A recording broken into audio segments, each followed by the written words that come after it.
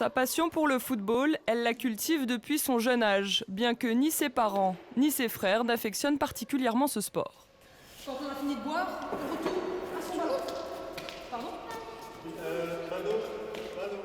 À sa manière, Ibtissam lutte depuis longtemps contre les stéréotypes de genre, déjà lorsqu'elle était à l'école, pendant les cours de sport.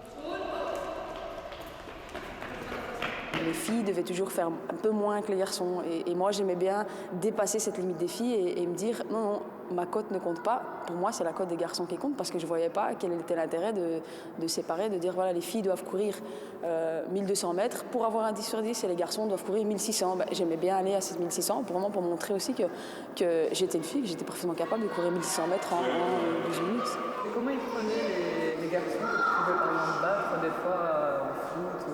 Ouais, c'était toujours un peu titillant, c'était toujours un petit peu embêtant pour eux. Ils aimaient aussi montrer que, voilà, qu'ils étaient pris plus fort qu'une fille, mais je pense qu'à un certain moment, après, quand ils apprennent à me connaître, quand ils apprennent à connaître une fille qui sait jouer au foot ou qui est bonne en sport, ça devient normal et il n'y a plus cet esprit de compétition. Un à droite et un à gauche et un au milieu. Et quand on a le ballon, quand moi j'aurai le ballon, qu'est-ce qu'on va faire ? On va s'écarter au maximum, on va s'écarter pour donner des solutions. Ibtissam a épousé il y a 5 ans Rachid Hamouda, footballeur professionnel également, en Belgique. Lui n'est pas effrayé par la concurrence avec une femme. C'est elle la meilleure, je le dis toujours, c'est pas difficile. Non, elle a réussi à accomplir des choses que voilà, très peu de gens ont réussi à accomplir.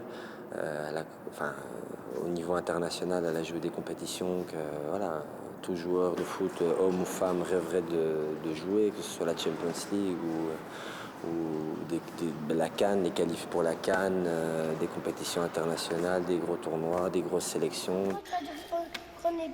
D'ailleurs, après une courte réflexion, même les enfants changent d'avis sur la possibilité pour les femmes de jouer au football.